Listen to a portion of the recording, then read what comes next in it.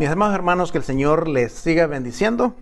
Estamos en la semana número 5 de esta serie que se llama Instantánea o Jesús en el foco, y lo que estamos yendo es en un viaje a través de los eventos, las conversaciones más significativas que tuvo Jesús en el ministerio público como adulto, desde el momento en que Él pisó las páginas de la historia como adulto hasta el tiempo en que Él dio su vida por nosotros. Así que estamos en esta serie. Ha sido una serie bastante desafiante porque está moviendo algunas fibras de nuestra forma de creer, y esto es importante, y creo que uno de los desafíos más grandes que enfrentamos es el hecho de que tenemos que hacer ajustes en nuestro comportamiento, en nuestra forma de ver las cosas, porque eso es lo que está revelando la palabra de Dios en estos mensajes. Ahora, si usted creció en un hogar religioso o en un ambiente religioso, es fácil de amar más la religión que a las personas. Es fácil comenzar a amar más la religión que las personas. La religión que fue dada para las personas comienza a ser más amada que las mismas personas. Ahora, y luego, si no tenemos nosotros cuidado de esto, probablemente comenzamos a lastimar, a herir las personas por nuestros puntos de vista religiosos, por nuestra forma de pensar religiosamente, y eso es lo que realmente no queremos que pase en la vida de los creyentes, de aquellos que son seguidores de Cristo. Entonces, de hecho, en algunos de ustedes, ¿verdad? Esa es quizás la razón por la que te has apartado de la fe, te has apartado de la iglesia. Quizás fuiste a una iglesia donde tuviste una mala experiencia, donde las personas amaban más su religión, sus prácticas, más que a ti mismo, y quizás esa es una de las razones por las cuales te has apartado. Bueno, yo te desafío a que vuelvas a reconsiderar a Jesucristo, porque Jesús ha enseñado algo totalmente diferente a eso. Y eso, ¿verdad?, fue un poco raro, ¿no?, lo que hemos estado hablando. Pero en este viaje que tenemos con Jesús, hemos hablado de tres aspectos fundamentales. Uno, de que Jesús vino a traer un nuevo pacto, ¿verdad? Vino a traer un nuevo mandamiento y un nuevo movimiento. Jesús no vino a darle seguimiento a algo viejo. Él no vino para traer la Biblia. Él no vino Él vino realmente para introducir algo realmente nuevo para toda la humanidad.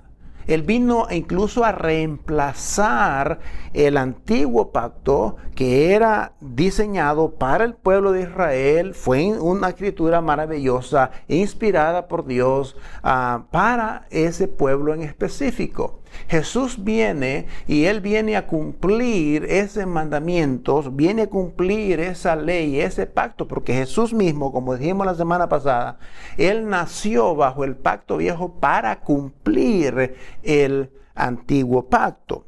Él no apareció para continuar algo viejo, no para traer una versión .2 de una religión. Él no vino incluso para completar un libro. Él vino a establecer un pacto nuevo, vino a establecer un mandamiento nuevo, lo cual vamos a hablar las próximas semanas, y Él vino a hablar de un movimiento nuevo. Ahora, ¿dónde nos quedamos la semana pasada?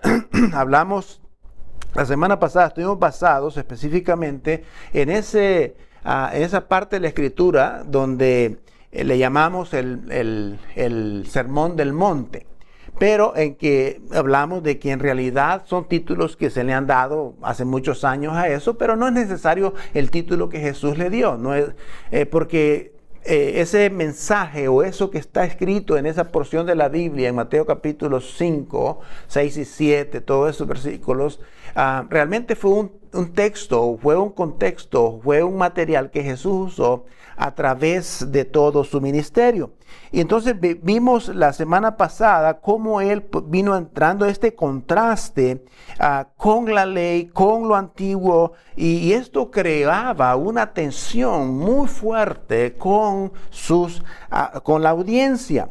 Y él comenzaba a decir cosas como: ustedes han oído decir, pues yo les digo. Ustedes se les ha enseñado así, bueno, yo les enseño de esta manera. Ustedes se les ha enseñado desde el principio por generaciones, bueno, yo les digo. Y constantemente estas fueron esas palabras de Jesús que realmente se abalanzó así, no para destruir o invalidar lo que la ley decía, sino porque su movimiento, su propósito era contrario a lo que estaban practicando. Y él está introduciendo realmente un nuevo mandamiento. Entonces, en este proceso de tensión, me imagino, la audiencia de Jesús le decía: entonces tú estás diciendo que lo que Moisés dijo no es válido, sino lo que tú dices, o que tus leyes son mejores que las de Moisés.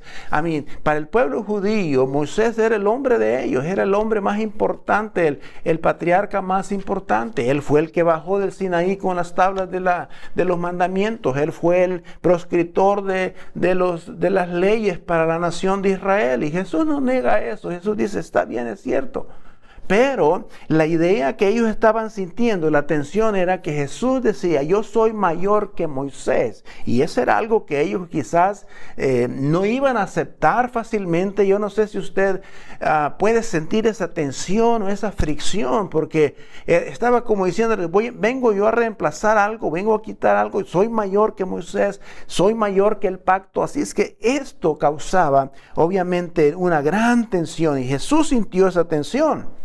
Entonces, al sentir esa tensión, en el libro de Mateo, capítulo 5, 17, dice, y Jesús dice: yo quiero ser claro, no penséis que he venido a abolir la ley, no he venido a cambiar la ley, sino a cumplir la ley y los profetas. Ahora, la ley y los profetas era la escritura del pueblo judío, de Génesis a Malaquías.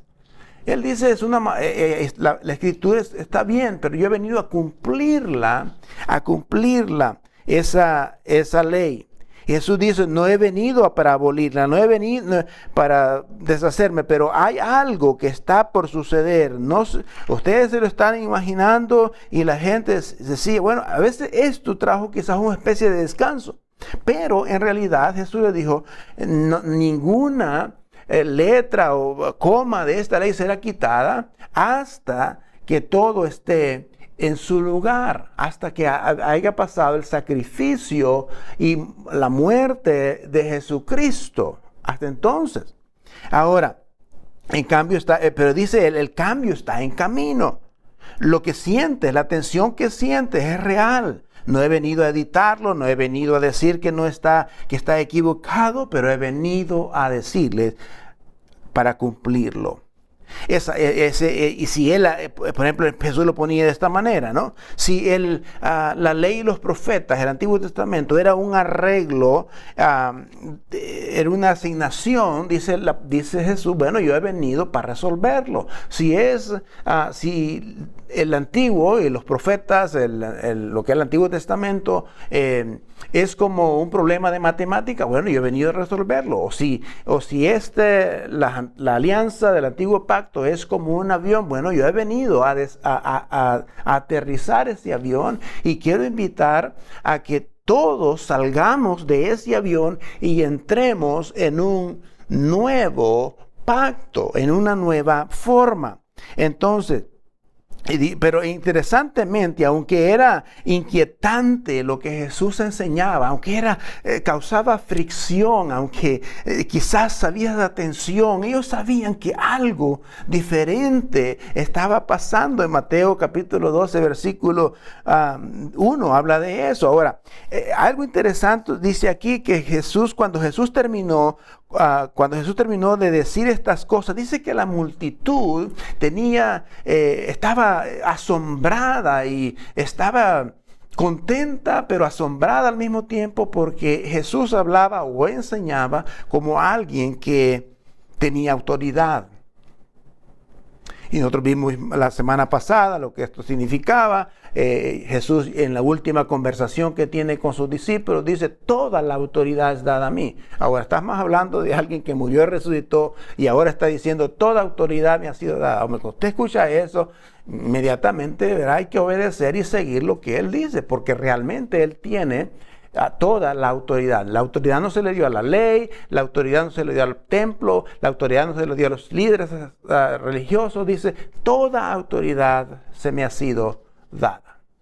Ahora, esta palabra de la autoridad quizás nos lleva a nosotros al tema de esta tarde. Y la pregunta es: ¿cuánta autoridad realmente Jesús tenía? ¿Cuánta autoridad realmente Él tenía para reemplazar todo un sistema religioso, para reemplazar todo lo que era el Antiguo Testamento, como ellos le llamaban, la ley y los profetas? Porque ellos no tenían una Biblia, ellos no tenían lo que hoy nosotros tenemos.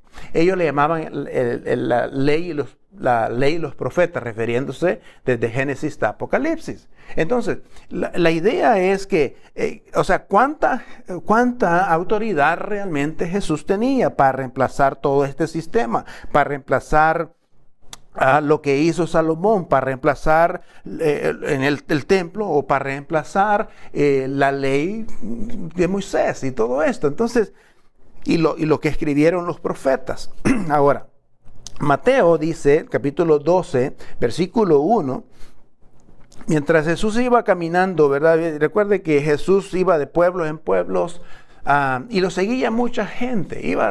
Muchas personas lo seguían, saduceos y fariseos, tratando de agarrarlo, tratando de atraparlo en algo ilegal para posteriormente, obviamente, acusarlo de algo, de una falta. Poco después de esto, Jesús, ¿verdad?, tiene esta conversación muy interesante con los fariseos. Así que Él dice esto en Mateo capítulo 12, versículo 2, dice: nos dicen que este tiempo, estos días, esto es unos días después de Jesús y sus muchachos van atravesando los campos de trigo en un día sábado. Y bueno, se mueven de ciudad en ciudad, y en esta ocasión iban pasando por estos campos. Y recuerde, como dije, una multitud lo seguía, los fariseos y saduceos iban detrás de Él. Entonces, y los discípulos comenzaron tenían hambre y comenzaron a agarrar espigas para comer. De trigo, comenzaron a agarrar estas espigas y comérselas. Entonces, en ese momento, y era día sábado, en ese momento los fariseos y los saduceos y los religiosos que iban allí decían: te agarramos, te pillamos, mira, los discípulos, tus discípulos y tú están haciendo algo que es ilegal en el día sábado. Mira, te agarramos. Y alguien, me imagino que los discípulos, los fariseos decían: mira, alguien tome una fotografía. Bueno, quizás no habían cámaras en ese tiempo, ¿no? O alguien haga una escena de esto. Quizás no había actores en ese tiempo, pero dice: pero alguien tiene que tomar nota de lo que está pasando, de lo ilegal que ellos están haciendo.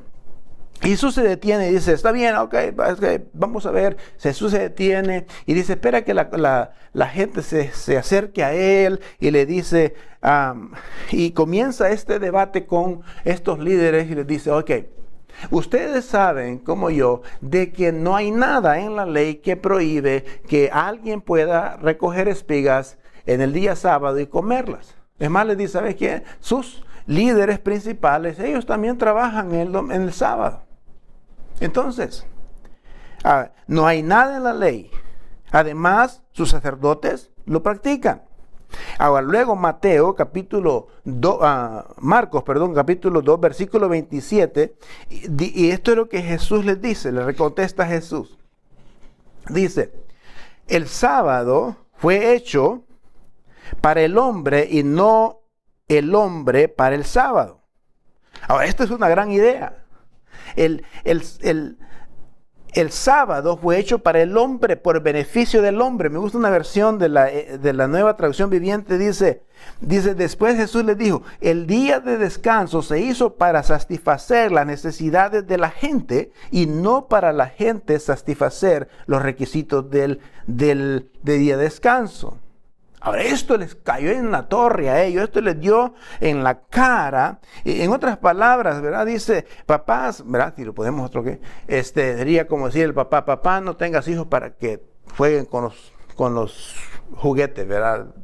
Bueno, yo sé que no es una mejor ilustración, pero creo que sí. Ahora, eso es, dice, ustedes tienen todo al revés. Ustedes tienen todo al revés. Ustedes piensan que Dios ama más su ley que a la gente. Ustedes piensan que Dios ama más sus estatutos que a las personas. Bueno, ustedes lo tienen al revés todo esto. Dios creó el sábado para las personas y ustedes piensan esto. Y él decía, ustedes piensan que Dios ama su ley más que ama a su pueblo. Ahora, el asunto es que en el sistema religioso normalmente se da prioridad a la ley sobre las personas. Se da prioridad a la ley sobre las personas. Y esto realmente es contrario a lo que Dios ha hecho. Esta es la esencia del legalismo. Y hoy en día tenemos tanto legalismo entre las congregaciones que se llaman evangélicas. En realidad siempre priorizan un punto de vista sobre usted. Primero es mi punto de vista y luego es la persona. De hecho, esto es posible que haya dejado, quizás algunos de ustedes han dejado la iglesia, quizás por estas razones, porque alguien en la iglesia que creciste priorizó la Biblia sobre tu madre divorciada, o priorizó la Biblia sobre tu hermano gay, o quizás por eso dejaste la iglesia, porque alguien priorizó más la Biblia que la persona en sí. Y este es el fundamento del legalismo, el cual queremos que se radique a lo largo del evangelio. Es como parte de la novedad de lo que Cristo vino a introducir. Él venía diciendo, ustedes ponen y priorizan la ley sobre las personas. Bueno, Jesús fue rápido en decirle, ¿sabes qué? No. El sábado no fue el sábado fue creado por beneficio del hombre. Ahora, él dice, mira. Estás preocupado por el sábado, estás tan preocupado por la ley, estás tan preocupado por el templo. Entonces en Mateo, aquí es donde viene de la esencia de lo que vamos a hablar esta tarde. Y luego dice, Mateo 12:6, te digo algo más grande que el templo está aquí. Algo más grande que el templo está aquí. Ahora, comparte con el templo, declarar, compararte con el templo, declarar que eres más grande que el templo, ¿eso era arrogancia o era ignorancia o locura? Pero sí era realmente, era una blasfemia contra el templo. Nada fue más grande para el templo, para los judíos. El templo era lo máximo para ellos. Ahora, ¿por qué? Porque para ellos ahí estaba la ley, ahí estaba para ellos la presencia de Dios, el Espíritu estaba ahí. Entonces para ellos el templo era lo más importante. Ahora, y Jesús está diciendo, hey, ¿te estás declarando que eres mayor que el templo? Esto es insano pensar de esta manera, y le voy a decir por qué. Déjenme darle rápidamente una pequeña analogía de lo que era, o historia más bien, de lo que era para lo que ellos, los judíos, pensaban del templo. Fíjense. La población, por ejemplo, judía del primer siglo, Jerusalén, de hecho en los siglos anteriores, luego de los siglos siguientes, los judíos estaban dispuestos a morir para proteger una pieza de real estate, ¿verdad? Una pieza sagrada, según ellos, de bienes y raíces. Unos 37 acres de tierra y de terreno donde estaba establecido este edificio magnífico. Ahora, fíjense lo que sucede. y que albergaba obviamente a Dios, donde habitaba Dios, el epicentro de la adoración, el epicentro de todo el mundo. Nada más grande que el templo había en ese tiempo, y si amenazas el templo, amenazas la nación, de toda la nación de Israel. Ahora, 7 años después que Jesús dijo esto, fíjese bien, en el año 40, los ciudadanos de Jerusalén entraron en un complot contra el emperador Calígula, que viene siendo el Cayo Julio César. Y este hombre había mandado una estatua que quería que la pusieran adentro del templo. Quería que la pusieran adentro del templo, de la estatua del emperador Calígula o de Julio César. Entonces, hubo alguien que estuvo encargado de ir a recoger esta estatua a la playa, al puerto, y cuando persona, Petronio, llegó a la playa, al puerto, para recoger la estatua, dice que se encontró con miles y miles de judíos ahí en la playa, que rompieron sus ropas, y en vez de buscar una pelea, una confrontación, estos hombres, estos miles y miles de judíos, dice que expusieron su cuello a las espadas de los romanos. Y le dijeron, bueno, si quieres puedes matarnos a todos, pero no vas a meter esta estatua adentro del templo para profanar el templo. Y Josefo dice, este escritor no creyente del primer siglo, dice que históricamente dice que los judíos pusieron literalmente su cuello bajo las espadas de los romanos. Al punto, dice, que esto lo hicieron por 40 días. Por 40 días. Los agricultores se declararon en huelga. Había un gran problema. Y entonces Petronio no pudo llevar la estatua al templo, y comenzó, mandó una carta hacia Calígula. Le dijo, bueno, diciéndole, ¿sabes qué? No pude meter la estatua dentro del templo, y aunque esto le iba a costar obviamente la vida a Petronio, dice que cuando la carta iba prácticamente en camino hacia el emperador, hubo un complot y mataron a Calígula o a Julio César, el emperador. Obviamente alguien tomó el lugar, ¿verdad? Alguien tomó el lugar. Pero este es el asunto. El templo, que para los judíos era tan importante, el primer templo lo construyó Salomón más o menos unos 586 años antes de Cristo. Luego, recuerdan la historia, vino Babilonia y destruyó casi el templo por completo, se robaron todo, se llevaron las mentes más brillantes de Israel. Ahí fue donde se fue Sadrach, Mesach y Abednego, que se llevaron estos muchachos hacia Babilonia. Entonces, años después, el emperador de Persia, Ciro, le dijo al pueblo, yo voy a dejar que ustedes regresen a Jerusalén y vayan y reconstruyan el templo, pero no quiero que reconstruyan ese inmenso templo, no quiero que tenga la misma gloria que tenía como cuando lo construyó Salomón, sino quiero que construyan una réplica más pequeña. Quiero que se sientan bien, pero no quiero que se sientan tan bien. Entonces, el texto dice que cuando lo reconstruyeron y la gente fue y vio la reconstrucción de la réplica más pequeña del templo de Salomón, dice la Biblia que lloraron porque no tenía la misma gloria, no se miraba igual como el templo anterior. Entonces, 20 años antes del nacimiento de Jesús, Herodes fue con los judíos y les dijo, bueno, quiero hacer un acuerdo con ustedes, quiero que ustedes se sientan bien, quiero agradarlos a ustedes. Bien, pues para agradarlos, dije, les voy a reconstruir el templo que había sido destruido por los babilonios. Dijo, les voy a reconstruir el templo, pero este sí va a ser igualito a la réplica original. Y la historia dice que esto lo construyó Herodes unos 20 años antes del nacimiento de Cristo.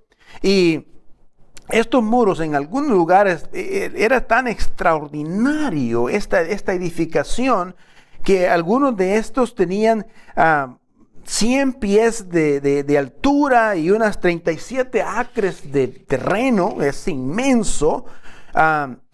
Pero lo que era más interesante era que el templo en sí era más o menos de unos 60 pies de alto.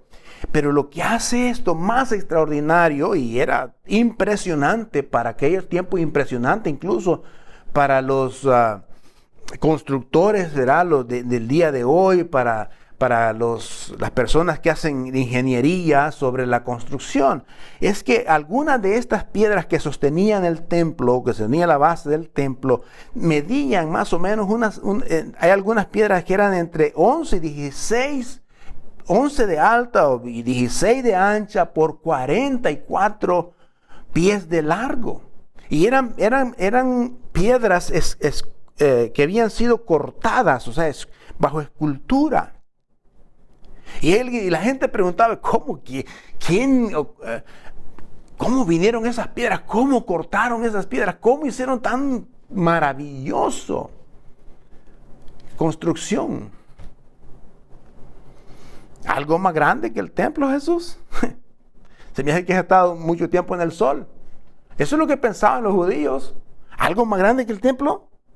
Entonces una tarde Jesús estaba con sus muchachos en el templo y fueron al templo, iban saliendo, ¿verdad? Probablemente en la parte sur del templo, iban de camino, y uno de ellos le dijo a Jesús, mira Jesús, maestro, piensa, mira, fíjate, mira hacia atrás el templo maravilloso que tenemos ahí. Detente, maestro, detente, mira. Y Jesús voltea, ¿verdad? Y muchas veces lo habían visto, pero cada vez que lo miraban esto era impresionante. Era algo que causaba admiración. Entonces, esto es lo que sucede. ¿Vieres ese edificio tan extraordinario? Pero tú dijiste que algo más grande que el templo, que tú eres más grande que el templo. Que tú eres más grande que el templo. Y había este sentir en los apóstoles también de preguntar. Y Jesús se detiene y dice, ¿ven ese edificio extraordinario que está ahí? ¿Ven lo que está ahí? Y él dice, de hecho les digo que no quedará una piedra sobre piedra. Y los discípulos dijeron, ¿cómo? Ahora, primero dice que es más grande que el templo y ahora dice que ese templo va a ser destruido. ¿Cómo crees que ese templo va a ser destruido? No hay nadie que lo pueda destruir.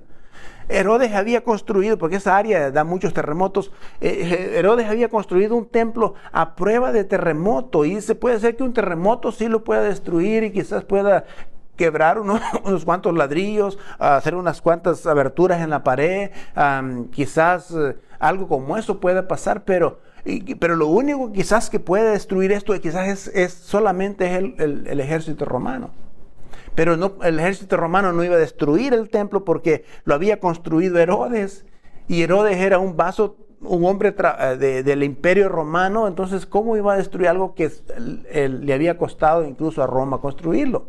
Entonces, y Jesús dice, aquí no quedará piedra sobre piedra.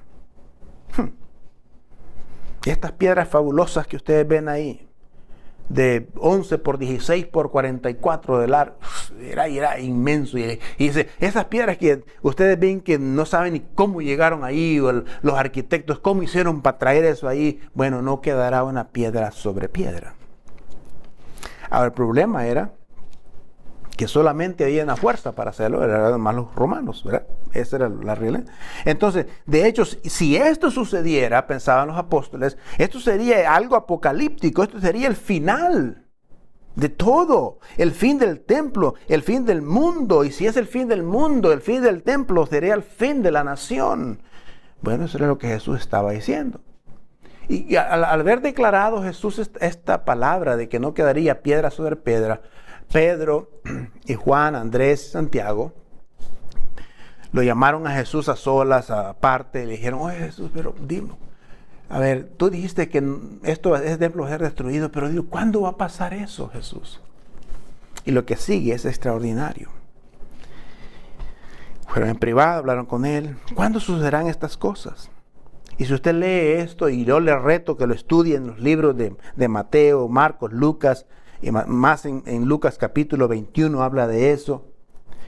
Dice, cuando esto suceda, dijo Jesús, cuando veas la ciudad rodeada, cuando veas el ejército rodeando la ciudad, dice, váyanse, algunos van a implorar para que los maten.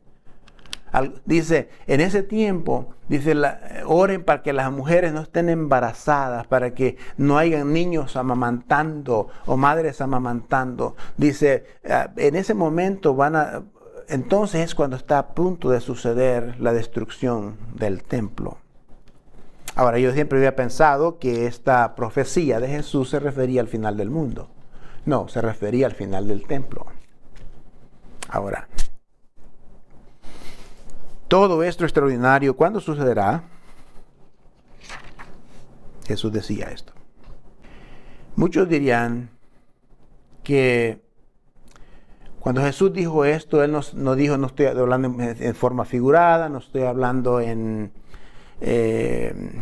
no se disculpó, pero sí estaba obviamente triste. Estaba triste, desconsolado, porque inquieto. Pero no exageraba, pero sí sucedería. Y en el año 40 años después, sucede exactamente lo que Jesús había dicho. Roma volvió a hostigar, y en ese tiempo ya estaba Vespasiano como emperador. Fue el sucesor de Julio César, Calígula. Entonces, en principio, había la historia de cómo fue destruido el templo, es que era tiempo de fiestas y la gente venía de muchos lugares, mucha gente venía a la ciudad, y en principio los romanos decían, bueno, no los vamos a dejar entrar a la ciudad, tratando de oprimir a la gente, y Vespasiano dice, no, déjenlos entrar, déjenlos que entren, y una vez que estén todos adentro de la ciudad, sellen la ciudad. Entonces, obviamente que al sellar la ciudad iba a haber una hambre, iba a haber desesperación, no había alimento. Josefo dice que los lugares de granos se incendiaron. Todo esto era un caos extraordinario. En el día peleaban con los romanos y en la noche peleaban entre sí los judíos. Ahí adentro construyeron estas paredes alrededor de la ciudad. Nadie podía salir, estaba sellada. Finalmente, el 6 de agosto del año 70, se abrió una puerta, se abrió una parte de la cerca, y los romanos, los soldados romanos entraron a la ciudad y mataron a quien podía morir, y quemaron a lo que se podía quemar, y destruyeron el templo. Lo que Jesús había predicho que era para los judíos lo más grande, ahora están literalmente destruido el templo. Ahora, el templo después de eso nunca más fue reconstruido en su totalidad. En el año 700 alguien lo reconstruyó. Luego entró un hombre que llamaba Saladino, que era un líder musulmán, hizo una mezquita, lo reconstruyeron. Un terremoto lo destruyó otra vez, en fin. Así que el templo nunca volvió a ser reconstruido exactamente como Jesús lo dijo. Y ahí nació el judaísmo rabino, pero el antiguo judaísmo del Sinaí nunca más resucitó hasta el día de hoy, tal como lo predijo Jesús. Aquí viene el asunto. Ahora, me voy a apartar un poquito de esta historia y voy a decir, en los próximos minutos quiero hablarle algo de muy importante.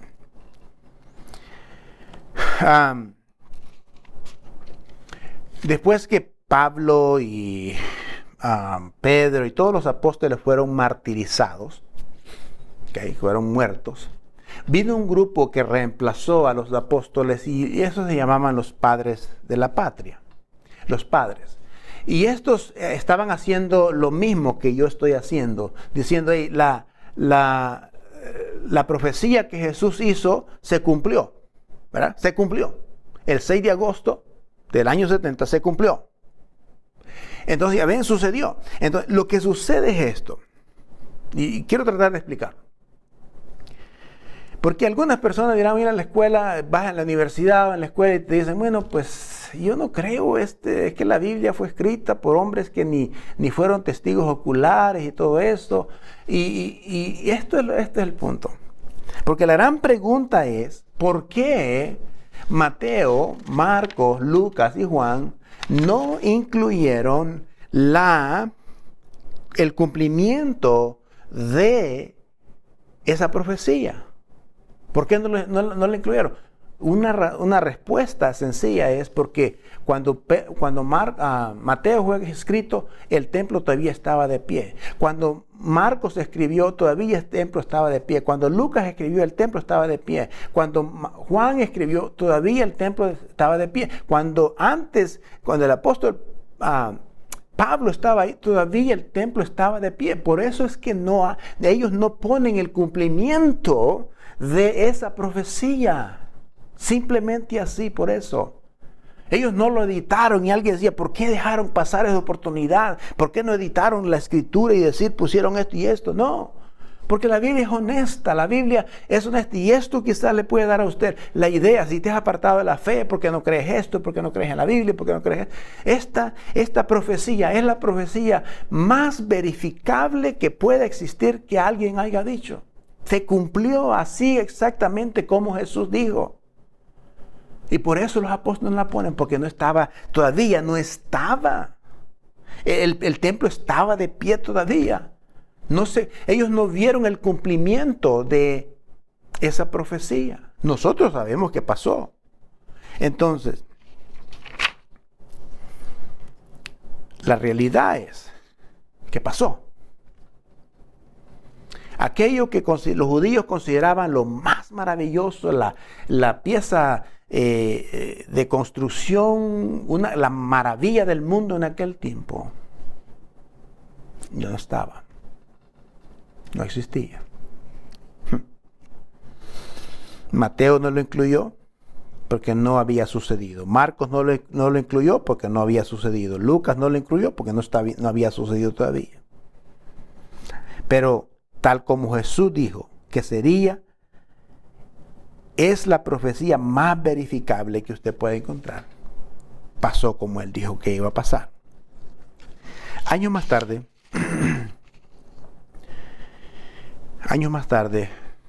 este hombre, el llamado apóstol Pablo, el fariseo de fariseos, el amante del templo, él se llama a sí mismo el fariseo de fariseos. Habla a los corintios, a los paganos de la iglesia de Corinto, y les dice que ustedes no saben, ¿okay?, que vuestro cuerpo es templo del Espíritu Santo. Ahora, nosotros no tomamos esto muy en serio porque no somos personas de templo, no somos de los que pensamos que el templo tenía toda esta gloria o amamos tanto un templo. Pero para ellos esto era sumamente crucial. ¿Por qué? Porque el significado para nosotros obviamente se pierde, pero está a cargo. Hay unas grandes implicaciones en esto para los paganos del primer siglo. Es que como con la llegada de Jesús, lo sagrado ha sido conmutado y no hay más objetos, no hay más objetos sagrados, no hay más lugares sagrados, no hay más cosas sagradas, no hay más construcciones sagradas. Y lo que Pablo está diciendo, todo lo que nosotros creíamos que era bueno, era sagrado, como el templo era sagrado, dice, ahora nosotros somos templo del Espíritu mismo que estaba en ese templo. Nosotros somos, dice Pablo, el templo de ese Espíritu. En otras palabras, lo sagrado ha venido a nosotros y hemos sido poseídos por lo sagrado. Cristo vive en nosotros, el Espíritu Santo vive en nosotros. Nosotros somos el templo del Espíritu. el templo de Dios. No habrá más geografía sagrada, no más lugares sagrados, no más individuos sagrados, no más personas sagradas. Dice, cada creyente es sagrado porque el Espíritu Santo vive en él. Esto debe levantarnos a nosotros, debe de movernos a nosotros y confiar realmente en Jesucristo, porque la venida de Cristo trajo grandes implicaciones. Aquí donde se entrelaza con usted y conmigo, es que la venida de Cristo trajo libertad a los seres humanos. Ya no estás sujeto a cosas, a lugares para adorar al Señor. Trajo libertad. Es más, la venida de Cristo trajo dignidad, especialmente a la mujer, pero dignidad a los seres humanos. Ahora quiero decirle una cosa, que la misma invitación que Jesús hizo desde el principio sigue estando allí. Ahora ya está la resurrección. El templo que antes estaba de pie ya no está. Más la resurrección ha estado. Ahora, esta invitación tiene una de las cosas más importantes. Porque esa invitación sigue siendo igual. ¿Y cuál es la invitación? Es sígueme. Sígueme. Sígueme. Ahora, sígueme y encontrarás vida real, vida nueva, verdadera vida. Sígueme y encontrarás vida abundante. Sígueme y encontrarás sentido para la vida. Sígueme y encontrarás vida sin miedo. Sígueme y encontrarás vida colocada en los extremos vas a encontrar vida y escrita en los libros de la vida. Sígueme, dice Jesús. Sígueme no por fe, sígueme sino porque he mostrado que he sido fiel y hay evidencia de quién soy yo. Ahora, cuando Jesús dijo que el templo iba a ser destruido y lo que iba a pasar dentro del templo, escúcheme bien. Jesús no estaba diciendo, ¿sabes qué? Esto va a pasar y una especie de venganza y porque no creyeron en mí. No, Jesús estaba triste, estaba llorando. ¿Sabe por qué? Porque era su pueblo el que iba a sufrir. Y por eso creo que la invitación de Él a seguirlo sigue siendo crucial en la vida. Porque Él no quiere que nadie sufra. Él no quiere que alguien perezca. Entonces, la invitación de Cristo para ustedes, síguelo. Ya el templo físico ya no. Usted puede convertirse en el templo del Espíritu Santo.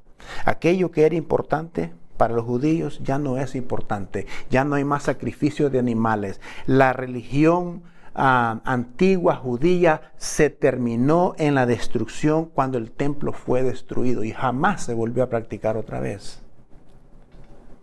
Y otra nueva entró. Ahora Dios se acercó a usted y a mí con un nuevo movimiento, un nuevo pacto.